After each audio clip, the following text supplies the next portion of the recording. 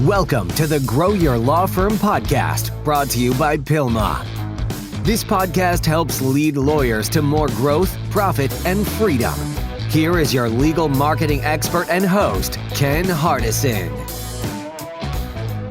Well, hello, everyone. This is Ken Hardison, and welcome to another episode of Grow Your Law Firm. And today we have with us the pleasure of Moe Dewitt Law Firm out of Orlando, Florida. Good day, Mo. How you doing? I'm doing well. Thanks for having me, Ken. Yeah, man. So Mo is a very successful lawyer down in Orlando, does PI, does domestic work also, and he's also in one of my masterminds. And I wanted him, I think you're going to be very enlightened today.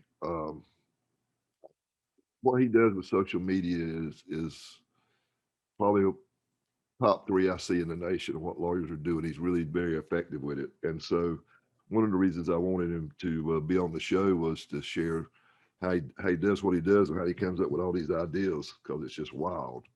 So tell us your story, Mo. Well, I mean, as you said, a lawyer here in Orlando. The firm was originally started by my mother. So she started the firm back in 1998, and she kind of had a general practice, threshold law type law firm. Her background was kind of in corporate litigation, but then she, eventually kind of spun off on her own and sort of did whatever walked in the door. She never really did PI though. She did, a lot of domestic work and civil lit, but never really did PI. And, I grew up kind of seeing her struggle with it a lot. And then, I ended up going to law school and started the public defender's office. And then, because I graduated when I graduated in 2010 during the Great Recession when there were no jobs. So I started with the PD's office, which was great trial experience. And then I kind of ended up coming over here and joining her. And, I think she kind of always struggled with, the management of the law firm. She was a good lawyer. She was a great lawyer. She went to an Ivy League law school, but kind of always struggled with management, getting clients in the door. So I kind of saw that and sort of took over the marketing, took over the management from her over the years. And now we've kind of narrowed it down to where we only do personal injury and domestic in the Orlando office. And kind of, just built the law firm from there. I mean, for the most of her career, it was just her. She had some associates here and there, but now we've kind of built it up and continue to try to do that. So that's kind of our story.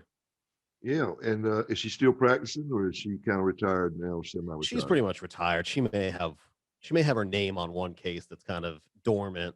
But I always kind of joke, because we moved the office. I always kind of joke that she doesn't even know where the new office is. So yeah, she's pretty much retired. She doesn't come in anymore or anything like that. Well, you're down in Florida.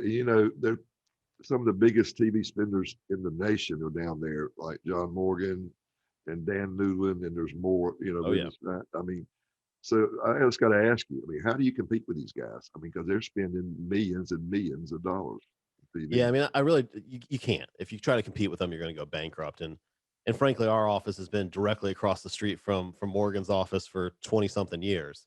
I used to joke that I was going to, because I know some of the sons a little bit. I used to joke that I was going to put a picture of them in the window, just because I know his window was facing mine. But I think that's the big mistake everybody makes, is they look at the big 1,000-pound gorilla in their market and they go, how do I compete with them? And so then you get all these lawyers who kind of all look like the 1,000-pound gorilla. I mean, if you watch the TV commercials around here, everybody looks like John Morgan. Everybody's trying to be a John Morgan, and you're never going to outspend John Morgan. I mean, you just can't do it. No matter how much you beg, borrow, and steal, you're not going to outspend them. So I think you have to look at different avenues as far as how do you compete with them without competing with them. So if they're spending a bunch of money on television, where do you go? If you try to go on television, you're going to be drowned out. Everybody's going to think, oh, there's another guy just like John. Well, I'll just call John. I know him. I see his commercials all the time. So you have to try to be a little more creative and say, okay, if they're going right, how do I go left? And so where can I go? Where can I build a community? Where can I sort of build a network? How can I be different? If they're standing in suits in front of the courthouse, maybe I do something completely different that's eye-catching. But I think the big mistake everybody makes when they try to compete with these guys is they just look the same. Like, and you mentioned Dan Newland. I mean, Dan has a bunch of billboards in Central Florida that have, giant settlement numbers on them. I mean, he was the first one who kind of did that because the bar here changed their rules, said you could do it.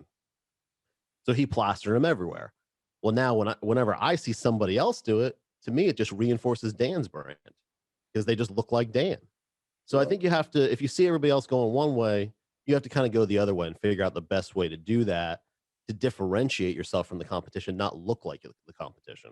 It's sort of like Seth Godin said, it's about the purple cow. You got to be the purple cow. Yeah. You got to stand out. You know what? I preach that at Pilma all the time, Mo, and you know that you've been a member. You've got to stand out, and all lawyers just say, well, we all do the same thing. There's no way to differentiate ourselves, but there's so many different ways. You've proven it. So how you said you got to be different. So what have you done to be different? So, I mean, the biggest thing we've done is kind of hit the social media market pretty hard and just do a lot of videos, a lot of different style videos, kind of some crazy videos. Not crazy, but just, not your typical lawyer commercial videos. We try to, be educational. We try to be funny. Um, and just have something that's eye catching overall. And so, one of the videos that I actually took as a pretty big compliment. And I think you've seen the video. I dressed up as the Geico lizard. I didn't say I was Geico lizard, but lizard costume, a gecko costume. And somebody commented on the video. They go, "No one's ever going to take you seriously." And to me, that was actually kind of a compliment because, if you remember when people started advertising, I'm sure you went through this. Everyone said, "Oh, no one's going to take these lawyers on television seriously. That this is a fad. It's not going to work. This isn't professional." And so it kind of brought me back to that and said, maybe I'm really doing something right here. If people are they're not only stopping to watch the video, they're actually caring enough to comment, and even the comments not positive. I've caught their attention. I mean, so that's the biggest thing we've done is we do a lot of radio, we do a lot of podcasts. We're trying to get into some YouTube ads, but really kind of reinforcing our entire brand with the Facebook, social media, Instagram, so people can put a face to the name. They learn you, they trust you, they feel like they know you, and then just engage with them as much as possible on social media. Do giveaways, do events, not be a typical lawyer selling to them, just somebody that, hey, if they have a problem, they can reach you through social media, and everybody's pretty much on there now. So I get people all the time just messaging me. Sometimes it's a random weird question. Sometimes it's, hey, I was just in a car accident. Can you call me? So that's kind of what we've focused on is just building that community on social media. And I kind of look at it as no different than if you went to a party and someone said, "Hey, this is Mo. He's my friend. Introduce him to other people." So you kind of find people and they introduce you to other people, and so on and so forth, and you just build that community. And we've used kind of some of the radio stuff we do to build that community as well, because the radio stations already had a community around them, and so that's kind of what we've been working on. Yeah, so you're doing social media. So what kind of stuff? First, I don't want to forget this. You know, I heard somebody the other day say, the work. What's worse than people talking about you is they're not talking about you. Oh yeah, absolutely. So the deal is, I'll never forget. My first mentor was probably the best trial lawyer in the county, and he told me he had some bad press one day. I said, "What do you think?" He said, "Man, I don't care. I think the IRS sued him or something. He got in the paper, local Yeah. paper. Yeah." He says, "As long as they spell my name right," he said, "I don't care." He said, "As long as they get my name spelled right." So I think he had the right idea. That's probably, oh hell, 45 years ago. But so I think you've already answered this question. Like, what's the key to effective social media? I mean, because what you're saying is you just got to be different. And I've seen a lot of your social media. I mean, I like the one where the gecko, and then the one where you dress up like the different State Farm guy, and Oh yeah. the progressive girl, and can't remember the other one. Yeah, But those are the main three, and we've done some. I mean, I can't even remember them now either, but just different stuff that's kind of eye catching. And some of the videos are just me walking on the street and talking. Um, but I think in general, it's just getting out there and putting content out that's different. Because I mean, nowadays more attorneys are on social media, they're on Facebook, but if you look at the ads, it's almost like one company's creating them all. It's picture of a car accident, yeah, call us after an accident for free advice or something like that. There's no brand building there. Everyone's kind of focused on the direct click to call, but you get the better cases, in my opinion, if you build that brand over time. People know you, they trust you, you're not just a number to them. You're not just another random person. Or if they click on your ad, then they're going to click on the next person. If they know you and they want you on the case, that's how you get the better cases. You build that brand just like these other companies have built a brand, so you have some name recognition, so people actually seek you out and want you on their cases. I think the way you do that is just putting that content out there all the time. Now the tough part is producing the content. I mean, because you do have to. It's much easier to hire a company who just puts up a bunch of graphics with a car accident and says call me, but I think your effectiveness on that's probably much lower than if you're actually making videos and pushing them out once a day or once every couple days and trying to get some information out there to people. So how do you do it in house? I mean, do you have a full time person doing it, or how you got a company or what? Yeah, so I have a video guy who shoots with me, typically, and we've kind of played with this and we're still trying to get it perfect, I guess you could say. It's a work in progress. But the last round we did basically one weekend that I came in, we shot about 25 videos. And so we're going to try to release those kind of basically the idea is once a day over the course of a month. Then we sit down, shoot another 25. Before that, I was just I would shoot, 5 or 10 with him at a time, and then I would shoot the rest on my iPhone, which worked pretty well. The problem is I would shoot those iPhone videos kind of when I had some free time in the office between appointments or something like that. As you get busier, that time's harder to find to kind of, set it up, think of an idea, shoot it, and then I would have someone else in my office who would edit it for me. So we're kind of still toying with that as far as the best way to produce the content. I mean, ideally, I would like to get a full-time person in-house to shoot it, where we could actually shoot it. But I think, for right now, given the size that we are, that's probably the best way to do it. And then eventually get someone who's a full-time social media manager who's actually pushing out the content for me as well. But right So, now, so, we're just kind of shooting in bulk. so how many lawyers do you have now? Good question. I'm gonna have to count there. I think we have. So give me a second. I'd actually have to count.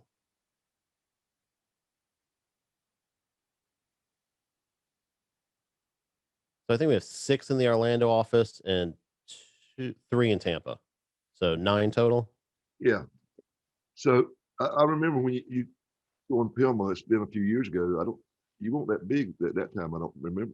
Maybe No, you I think we were. were just 2 attorneys in Orlando and 2 attorneys in Tampa. So we've grown quite a bit. Doubled. Yeah, That's easily years. doubled, if not probably more than double. Because I mean, frankly, we could probably use 2 more attorneys. It's just right now, as you know, finding those people is tough. Yeah, we know. Yeah, absolutely. So what do you think? You've had this, double, triple business in the last 3 years, even during COVID. What are your 3 things you attribute most to your success? Well, I think one thing I've learned from you is you just can't be afraid to fail, and so you try things, it doesn't work, you try something else, and so just kind of constantly learning, constantly trying different things, and seeing what works and what doesn't. I think sometimes people get so hung up on it's a couple $1,000s. I don't know if it doesn't work. What do we do? Well, you just move to the next thing. I mean, that's just kind of part of life. The other, the biggest thing I've probably learned is you can't do everything yourself. Is you have to start delegating to people. Yeah, we're bright people. I think as lawyers, maybe we have a little bit of a God complex where we want to control everything. We think we can do everything ourselves. But we all have the same amount of hours in a day. There's only so much we can do. And I actually had this conversation with someone at one of the super summits, just a random attorney who was sitting at my table. And I think someone was doing a presentation on pay-per-click or something like that. And the guy was like, well, I can learn that. I can figure that out. And I go, well, yeah, you could. Or you could hire them and then continue to work your cases and make a lot more money doing it that way. Because Yeah. you have to set up a structure. You have to start delegating to people. You have to have those systems in place. I know that's the biggest thing you preach is, setting up those systems so that everything's not going through you. Because otherwise you'll kill yourself. I mean, you can only do so much at the end of the day. So I mean, I think that's really, delegating, not being afraid to fail, and then just constantly trying to learn. Before I joined Pilma, I kind of, I would see your ads and a bunch of other, conferences or whatever you want to call them on Facebook or social media, and I kind of say, well, what can I learn from these people? I can figure it out. I'm smart. You, you gotta find people who've done it before. You got to find other people in your profession. There's so much that you can learn from them. You can't figure it all out yourself. There's not enough time. There's not enough resources. You need other people to help you.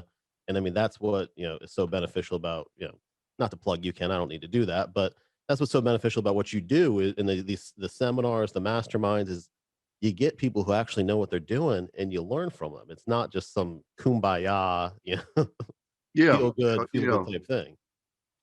yeah. I mean, that's always the fastest. You know, I've told people before. Yeah, you might can figure it out, but you're gonna figure it out a lot quicker and a lot Yeah. cheaper if Yeah, I you're in used it. to try to read books and all that kind of stuff, but you're right. It's a lot cheaper, a lot quicker to do it this way. Yeah, that's what I love about masterminds. You know, I've been masterminding, and I just think it's made a big difference in my life. I mean, I'm still in masterminds, not the ones I do, but other people's masterminds. They're just entrepreneurs, just to keep learning. I mean, I think that's the key. You got to be a continual learner because you never know it Absolutely. all. And if you ever think you know it all, you're in trouble. I can promise you that. Um, That's for sure. Still learn stuff. What you guys at the masterminds, y'all teach me stuff every time. I learn something. Every meeting, I learn something. Um, and I think I know a lot, but I just don't know it all, and I never will. So, for the people out there who don't know what a mastermind is, do you mind explaining that? Because I think you've done really good with it. You've leveraged it, and really, I think it's helped you a lot. I don't know I what mean, you. it's definitely helped me a lot. I mean, the simplest explanation of it is basically you get a bunch of, people in your industry profession, or maybe they're not in your industry profession, but a bunch of people who have a like-minded interest. You put them in a room together and they kind of share what's working, what's not working. Um, tips, secrets, what they're having trouble with. You can brainstorm it together, you can tackle it together, and you can hear what's working for other people, what's not working, and then either try it in your market or learn from it, maybe pivot, whatever it may be. But I mean, the biggest thing is when I kind of started, quote unquote, managing the law firm. I never worked for a big firm or really any firm, other than the public defender's office. So you go, well, how the hell do you figure out how to do this stuff? I mean, Yeah, and so that's the biggest thing to me is even minor stuff. Hey, where do you get your employment manuals from? Hey, be careful of this potential pitfall, potential issue. Someone may say, oh, I had this guy, threatened to sue me because I didn't have this document in my, whatever it may be. right. You learn all these things from people who have gone through it. Yeah, Because there's no class in law school that tells you how to run a law firm. There's no manual out there that says, read this book and you'll be great at managing a law firm. You need to learn from other people who have done it. And unless you've kind of worked in a big law firm or worked under somebody who's taught you that, I don't yeah, know how else you learn it, frankly. yeah. No, I agree with you. And the key to like everything else is you got to go back and implement what you learn, and you do that. So that's why you double, tripled your practice in the last 3 years. And I tell people, I can't do it for you, but I can show you how. But Right. it still take nothing happens till you take action. And it's amazing to me. Something you said a while ago. That's right. Everybody got the same amount of time. So how can some lawyers like you triple in 3 years, and some are just still, leveled out, saying I don't know what to do because they don't take action. You got to do something. Yeah. You Yeah. got to you got to do something. You got to sit there and think about whether it's hire a coach, join a mastermind, go to a summit or whatever. You got to take some kind of action because what you expect this you do the same old thing time after time, you expect a different result. That's just what we call insanity, right? Yep. Exactly. So yeah, so I commend you. So I just got a question for you. Number one, where do you come up with all these ideas for these damn crazy movies, man? 'Cause that's why this amazes me. Some of the stuff you're doing out there.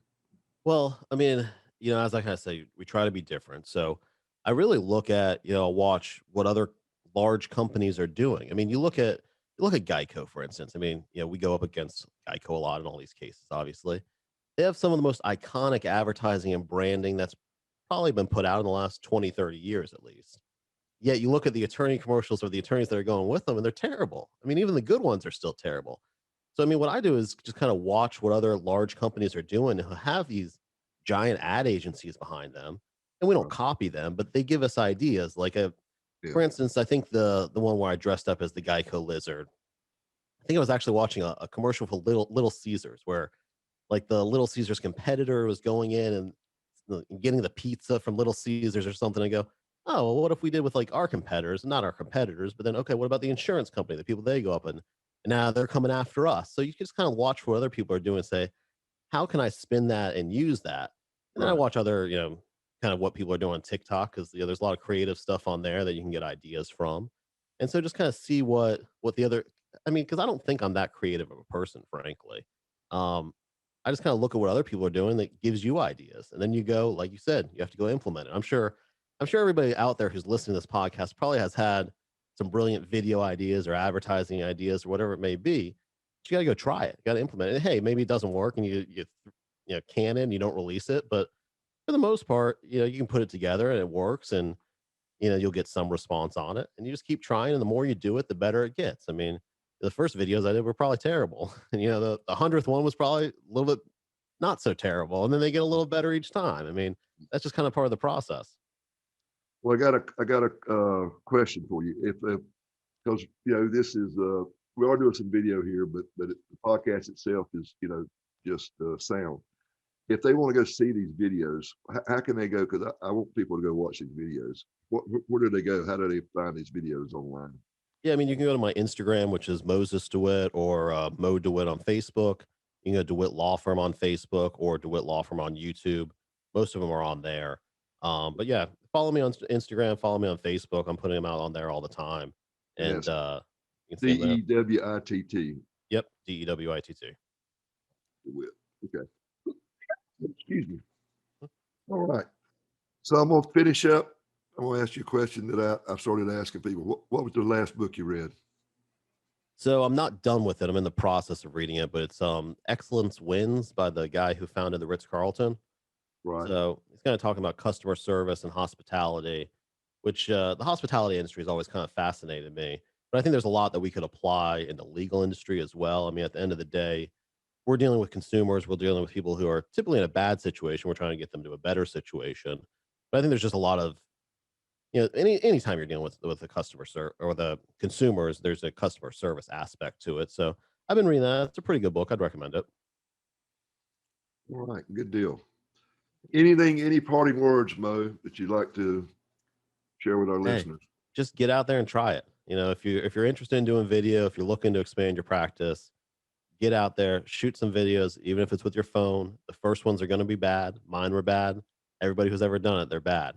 Just shoot them, put them out there. Your friends and family will tell you that they're great, even though they're bad, and then you'll improve from there.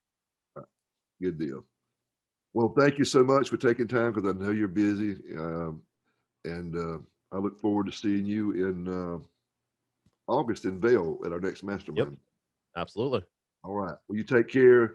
And this is it. Ken Hardison, dedicated to your success. Thank you. You have been listening to the Grow Your Law Firm podcast, the podcast that leads lawyers to more growth, profit, and freedom. Go to growyourlawfirm.com to find more ways to market and manage your law firm. Please leave us a rating and review wherever you listen to your podcasts.